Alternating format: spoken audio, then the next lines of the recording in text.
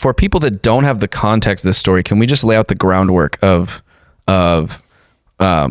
Kari Lake, and the situation that evolved around this? So she was a former media personality who went on to run for Arizona governor, lost that race, but got a pretty broad name ID across the country as a very Trump-aligned person. And I will say, too, that there was a lot of interesting and suspicious activity around that election, running against Katie Hobbs, I believe, the who former was Secretary of State. the acting Secretary of State, Yes. who did not recuse herself from certifying her own election. Very, very strange. Anyways, continue. There was a lot of weird stuff with ballots that went out from the Secretary of State's office. There's a lot of... Maricopa County has issues. Yeah. I will say that. Not making any claims, just pointing out some interesting details. Also, in regards to that, so I was born in Arizona, and I lived in Arizona until I was like 7 years old. Kari Lake is quite famous in Arizona just because of her TV personality. She was on TV back when I was like 6 years old. She was like the main Arizona news anchor back then. So like she's very well known in the state. She has a wide name ID. So she's talking to Jeff DeWitt, who is at the time of this recording, which was recorded about 10 months ago. So before she entered the race, a conversation with DeWitt, who was running the Republican Party in Arizona at the time. He's the former CEO of Trump's 2020 campaign. He's the current chairman, of course, and then he was the CFO of NASA under Trump. And so this is what happened. This audio was released this week, and it is an absolute bombshell. And we're going to listen to quite a bit of it and react as we go. So we'll kind of stop and pause throughout this thing because we got about like 6 minutes of content here, but it is quite interesting. Is there a number at which I can be bought? not be bought? That's what it's about. You can take a pause for a couple of years. No. And then go right back to what you're doing. No. 10 million, 20 million, 30, no. A billion, no. This is not about money. This is about our country. I think it's disturbing that they would that anybody would think this is... No, to be fair, even me, I'll say this. I want a fresh face right now for the reason that I've never seen anyone, I can't think of a single person in a federal race who lost, ran in and won. I can't think of it. If you can think of it, let me know. I am not going to let these people who hate our country tell me not to run. You should call them and tell them to get behind me. So what's going on? What is? I'm assuming this is our friend.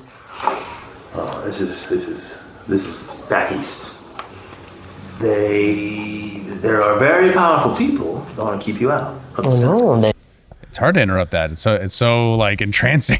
I know it is, and literally I get locked into it. But I just want to point out the people back east. There are very powerful people back east who want to keep you out. Who do we know who he's alluding to in this? Because she's not able to get that out of him, but there has since been some information around that, right? Yeah, we'll circle on that. We'll probably actually listen to the Bannon stuff where they make the accusation on this. But cool. Yeah, as of like when this first dropped, we really don't know who they're talking about. But I mean, back east, you're in Arizona.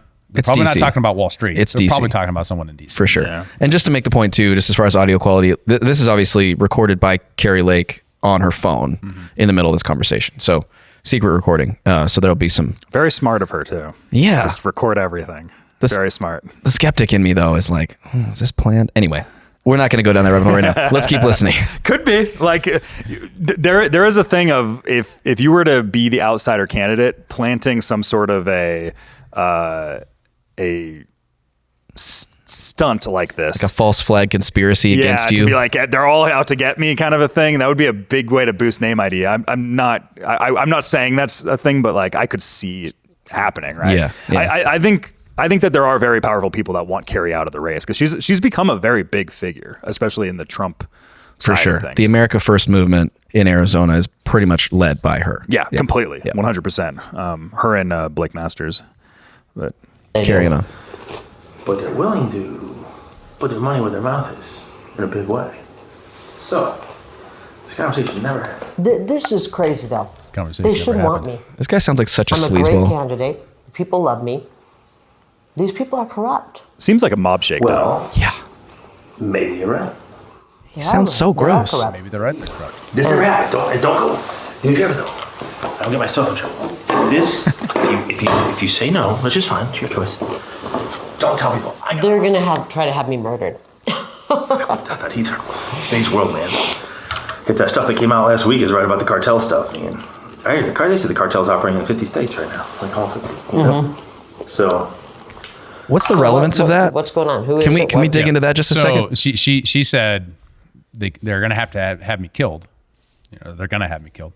And he says, like, well, you know, reports are saying that the cartel's in 50 states right now. Now, Is that a threat? soft threat, maybe? I don't know. It's hard to say. He says in his letter where he pushes back on this, that it was a conversation, right? It was like a friendly conversation between his former friend, is how he puts it. Tries to cast her as like betraying him with this. Right. How He's could literally she? trying to get her to not run by giving her money. And is it a threat? If this is coming, the people back east are the intelligence services.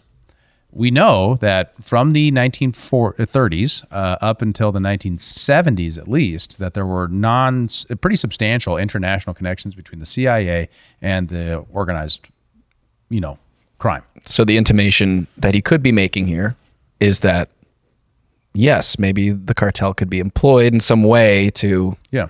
Contract killer sort of situation. Yeah. Right? And it could be because it's intelligence people, right? FBI, CIA, things like that. Or it could be, a private person who's just wealthy enough to know the right person to be able to get a contract killer. Wild. Right. That's kind of what he's like, oh, well, I mean, maybe. But I think you can interpret his tone as kind of like a joking, like dabbling into her. There is kind of like a paranoia. there is kind of like a jokiness to this, but it's one of those things where it's like, well, maybe, like that's the way that they're talking about it, right? Where it's like, he's not directly saying that this is going to happen, but it's like, you never know. Like, and how serious he is, that's up to interpretation, but it's just kind of like, yeah, you never know. Right. Crazy. But yeah, let's keep moving here. forget the who. Let me just tell you the what. I can't tell you who is offering this. I just say there are people calling around saying, gosh, no, you can't repeat this. Never repeat this. If you say no, don't. If you say, I got offered to buy out. Don't use it. Because then we lose our ability to get things done in the future. Here's my problem. So he's literally saying, I can tell you who, but I can't tell you who, but I can tell you what. And then he's saying, but don't tell anybody I'm telling you this. Like, this is the second time he said that in this recording. Don't tell anybody I'm telling you this, because then we lose the ability to get things done. So what is he saying? That's an incredibly corrupt statement. It says that this is not the first time that we are buying a candidate out of the race. Yeah. And perhaps they didn't record them and release them. And maybe there's somebody who didn't run who should have. This suggests, actually re-listening to this now after having listened to the Steve Bannon thing, this corroborates the Steve Bannon stuff, which we'll play after this, which suggests who those people in the back east are. And frankly, I was shocked to hear who was implicated in that personally, and it's relevant to. We're sooning so hard right now. We are. We are. That's it. Don't stop watching. Damn it. All right, let's keep going on And that. just say, let's work with her. She's a great candidate. Because they don't own me. And it pisses me off. Yeah, I said I don't know, it's about ownership. It's about control. I don't know it's about control. It's about being on the team. I guess that's, you know what I mean? They want to be on the team. Gross, dude. They want you to be on their team. Yeah, that's It's right. their team, you know? But if they're pushing a globalist agenda, I can't do that. So what do they want? What do they want me to do? You want to stay out for 2 years. But, let me tell you what I can offer you. But, I said, you can do whatever she wants, talking head, this and that. So, the ask of me was, it's kind of funny. So, the ask I got today from back east was, it has to stay between us. Is there any companies out there or something that could just put her on the payroll and give her, to keep her out? And I said, well, what are you willing to do? Like, whatever we need to do. This is about defeating Trump. And I think that's a bad, bad thing for our country. DeSantis is not America first. This is about the final death blow to Trump. And I don't think that's good for our country. And you know I love Trump. I love Trump. It's not good for our country, Jeff. He worked for Trump. It's not, but at the same time, I'm not even sure Trump can win again. I don't know that he can win again. I think what it really comes down to for a lot of people, it's not really about like control or agenda. It's just about the ability to raise money to win. You know, if you really want to know, all of politics boils down to money. I think. And even on their end, like what makes them the most money? I know all these consultants don't want their payday to end, and I don't want to make a deal with these kind of people. This is a hill worth dying on. I'm not. If they're going to steal the election to make me and our movement go away, I'm not letting them do that. I owe it to the people of Arizona, Or to carry their torch and their voice. Or you don't go away. You just pause. Pause. This is the battles right now, Jeff. Pause. And then you fill your coffers. No, the battle is Refill right your now. coffers, is what he said. The battle is right now, and we don't have time to pause on this battlefield. You're not.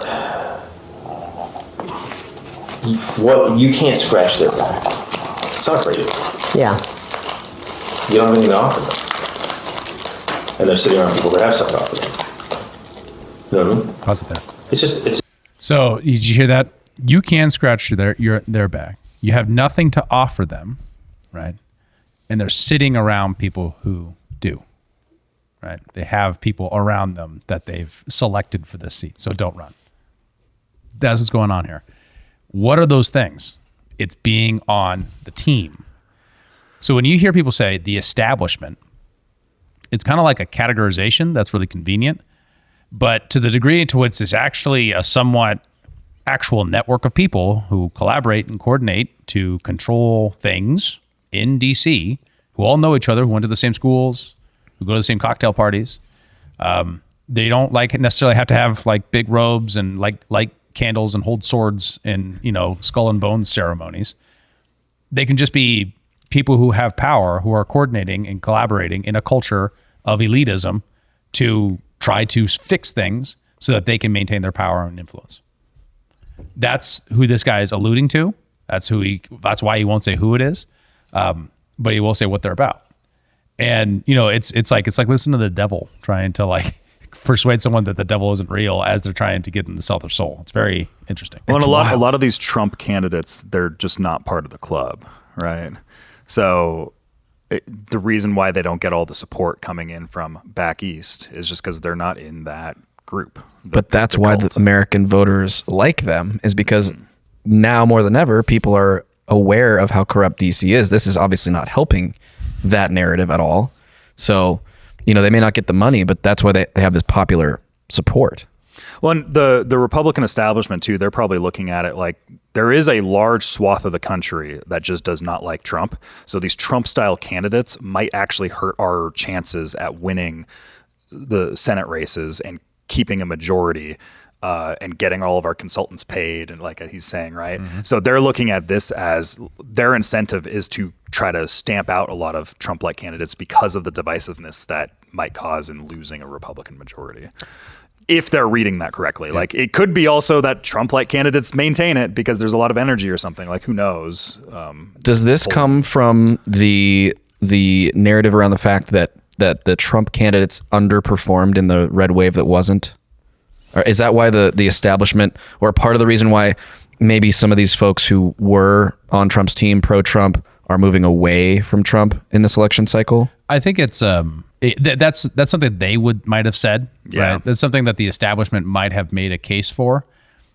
I think what's wrong about that case, very specifically, is ballot effects are real. In fact, it's one of the most reliable things we know in political science. What are ballot effects? Who is on the ballot changes who shows up to vote.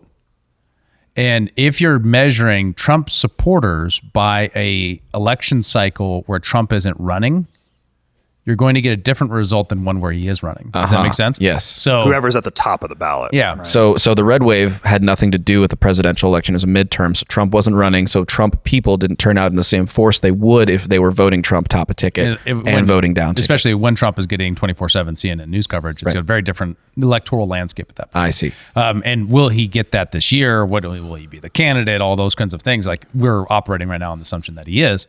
When he is, it's going to change who shows up, and that will change in the favor of someone like Kari Lake. Absolutely. Right. To the degree that she's identified and known by that community as one of them.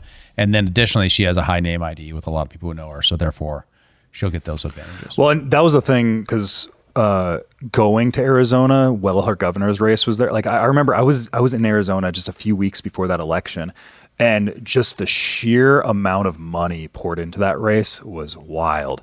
Everything on TV is just anti-Kari Lake ads. It's just nonstop coming from John McCain super PACs, basically. Post John McCain dying, right? Like this is after it's all those people in the John McCain wing of Arizona GOP politics, all just paying their. You have Republican attack ads going at her for being too pro-life. Like you have stuff like that just on TV every single commercial. Wild. And just yard signs everywhere. Katie Hobbs yard signs all over the place, and it's just tons of money pouring in against her. Like it was very noticeable how much they really don't want Kari Lake. Like not the people, the money people. Like that's what I mean. Not the grassroots. Yeah. Right. Do the last little bit here. Yeah. It's a back scratching club. That's all DC is. It's a big back scratching club. You're in no position to scratch anybody's back, and you've already made it known that if you get there, you're not going to scratch anybody's back. I don't scratch people's back. You know, I've been on the outs for a lot of people for a long time because I don't scratch backs. You know, where are we in 2 years if they steal the election again? Listen to what you're saying. Why don't we do something about it? What? So that we the people can pick our... What can we do? I'm not willing to accept that. Then I'm going to be the biggest pain in these people's... Go back and tell them that. I'm running, and I'm going to be the biggest pain in their... I'm willing to tell them that. And they're going to have to kill me to stop me. I know. Look. Bow, And You don't have to tell bow. Yeah. You have the thing. I do, but sometimes you just want to hum it instead. You just want to let her have Gangster her as moment. shit. Like, god damn. Yeah. That was pretty gangster. And obviously this recording is protection for her. This coming out, does it have something to do with, perhaps some escalation of problems here? Because she is currently running, right? Yeah, she announced after this. So this was 10 months ago before she ran, right? And she announced She's pretty been recently. holding on to this for a long time. And she's on the ballot for this coming November. Is that correct? I think they still have a primary to go through. Right. But she's running currently in this election cycle. Yeah, for Senate now. So it is now on. So yeah, this obviously blows up on Twitter and everywhere. I mean, it's trending in so many different ways. People are calling on Jeff DeWitt to resign. And he has resigned. He has resigned. And he has. Yeah. So he resigned. He makes the claim, that it was selectively edited, that it was a setup, it was a deceptive tactic. All the, like she was my friend and she hurt my feelings with this sort of thing. I can't believe she would record our private conversation. She doesn't That sound type like a of stuff. friend in that interview very much. But I mean, still, like there are colleagues of sorts probably working together. Actually, funny thing, she was actually working at his firm at this time when this conversation happened. What is his firm? I don't. Good question. But that's what the cover. He's been a Trump guy for a long time. He's running at this point in time. He's the chairman of the GOP in Arizona. Yeah, which he's now resigned from. Yeah, which he's now resigned Yeah, from. Right? but it's crazy. And then so that one of the questions there too was, was this guy was CEO of Trump's 2020 campaign, all that kind of stuff. It's important to understand that a lot of people who are in politics are kind of in it. Some people are in it for ideological reasons, but it would shock you how many aren't. Yeah, a lot of people, frankly, most people, from my experience, it seems like, are just mercenaries. Yeah. They are just they kind of have their broad team. Like they'll never cross over from Republican to Democrat or vice versa, but they're just kind of within the Republican ethos and they're just mercenaries in there and they'll go to whichever faction within that they can. And then the Democrats are the same way. But then you have typically outside of just the party politics, when you kind of get into like the 501c3, 501c4 side, that's where you end up getting a little bit more of the ideologues, but also a lot of mercenaries in there too, right?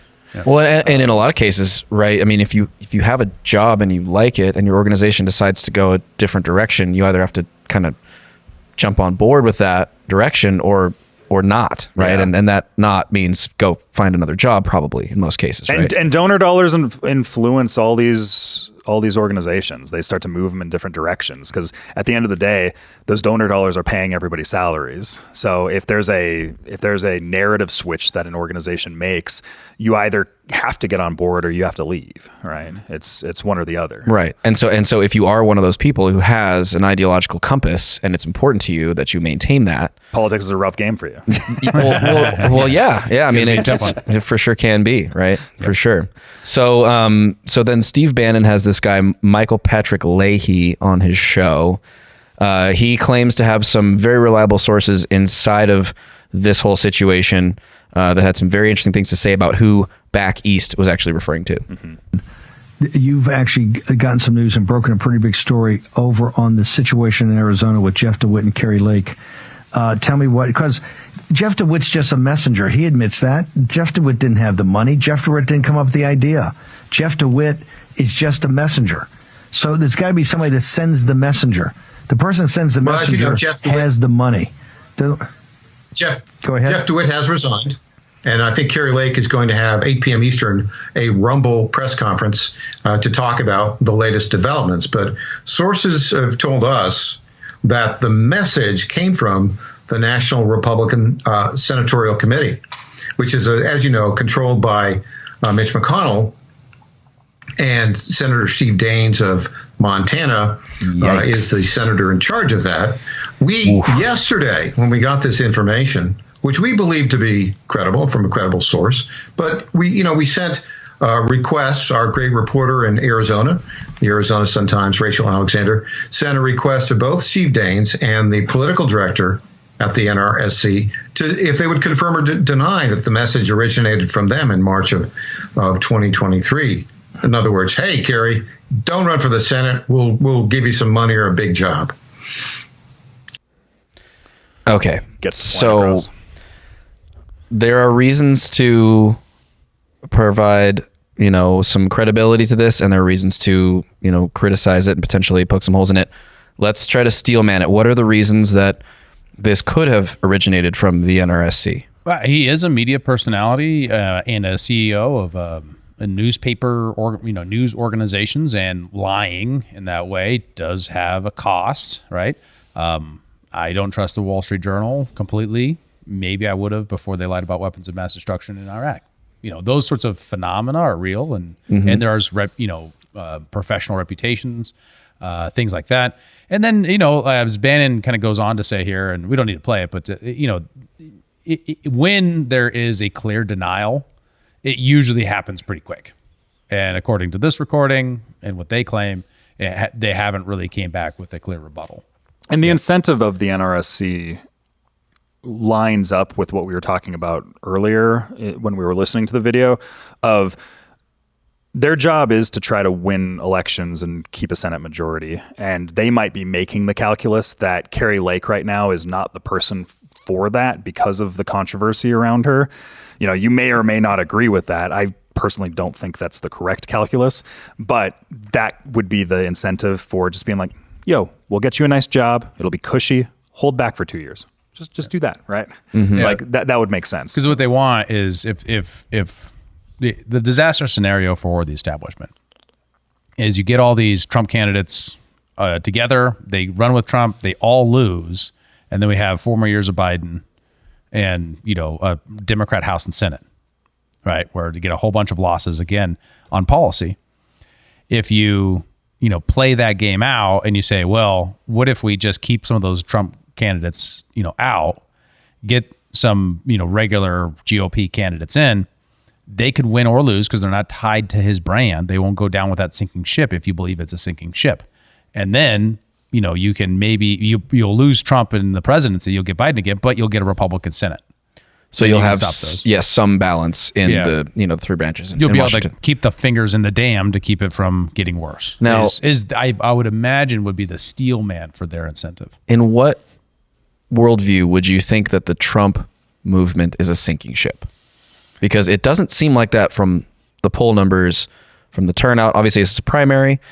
Is Trump still beating Biden in polling predictions for the general election? Biden's favorability just keeps going down. I mean, he's like one of the least popular. Favorability is not the same as willing to vote for, though. Yeah. Keep that in mind. Yeah, well, and that is, can Yeah, he he's- still outcompete with the people that, really don't like Trump? Because there is a large, much to the chagrin of conservatives that are big Trump people, like there is a large swath of the population that just hates Donald Trump. Yeah. For sure. So at the time that this conversation happened, Trump was losing to Biden In March of within 23. margin. Yeah. So at early last year, that was kind of that way. That's before all the court cases and everything, Yeah. right? More recently, Trump is now up 36-30, or 40-34. So up by 6 or so outside the margin of error, therefore probably leading, Sure. but you don't know by how much. It could be as much as 10 or as little as, A point. The cultural shift in the country since 10 months ago has drastically changed. Yeah. There probably was a big calculus there that was just like, we're not going to get it, guys. Like, Yeah. right? Yeah. Well, especially, that was a few months after the red wave that didn't happen. So there's probably a lot of concern about, Yeah. well, are the Trump candidates electable? That was a major narrative at the time, right? Yeah. Yeah. When You're not thinking about that now, just thoroughly, there was the idea there that like, oh, we got to abandon Trump. I was seeing it from a lot of the political class types of people, just even within my own life, is that, oh, Trump's done for. He's gone. He's a goner. All of his candidates lost, right? Yeah. But that seems to have shifted. Yeah. And keep in mind, like this is all very close right now. I mean, like there wasn't only a couple of weeks ago, Biden was tied, if not winning. So it's a real question, and no poll's completely perfect or accurate or actually captures the truth. These are just measurements of a phenomena. Yeah. Right. So so you have the means, the motive, and the evidence, right? So the evidence here, we talked about the motive, right? The means, right? Does this guy, the guy who's, making the devil in this circumstance, Jeff DeWitt, right? Who's trying to get her to not run. Does he have like the means to get access to these people? Well, yeah, he's a financier and he's, known in that world, and he's a chairman of a party, right? It's kind of the job of a chairman of a party of sorts to try to do this sort of thing. Wheel and deal. Yeah. And make sure the best people run. Right? Sure. So if he's persuaded by their arguments, then he could be, that makes sense for him to do this conversation, right? And then lastly, material. Well, we just don't have any material evidence that it was the NRSC or anyone connected to him. And it's really based upon the anonymous sourcing of this guy, which, we should hold to an account, right? Anonymous sourcing of, Michael Patrick Leahy, who, I don't know him well, right? But he's no Pulitzer Prize winning journalist, right? He's not a mainstream journalist. He's a guy who's written some books, yeah, and he's published on Breitbart, and he's done a lot of things I'm sure that are important and good, and he does have reputational stake here. So it's not like he's just some random Twitter account. But as you said earlier, he's no Seymour Hersh. Yeah, like he's just not the same level of that. Additionally, that if he said, I have multiple sources that confirm this, it's very different than a single source. Yeah. So a single source anonymous is considered the lowest standard of evidence that you could have. Well, and everything with this is just going to be word of mouth anyways. Right. Like there's not going to be a way to really, unless we have just direct text message proof or something like that, or emails, you're not going to be able to confirm any of this. It's all going to be word of mouth. And that's how most political shakedowns are, is you don't put them in written word. Like, so you're never going to have the accurate information of what's happening unless people actually just come out, yep, I said it, right? Yeah. So, and if you look at the resignation letter of DeWitt, he pretty much says like, this is not really what happened. I regret some of the things I said, but it's not really what it looks like, and that sort of thing. So he's like straight up denying. Which that's how you cover yourself from getting JFK'd, right? Right. If this happens, you're taking the fall because we don't exist, right? Yeah. So he's going with the plausible deniability thing. I think that it's really a situation where we're not going to know. We're never going to know. But when people say, hey, when you're saying there's an interest group who really doesn't want a grassroots candidate to win, and they're spending money and effort and resources to keep that from happening, we now have a big data point to suggest exactly that. Like, Yeah. this is real. It happens.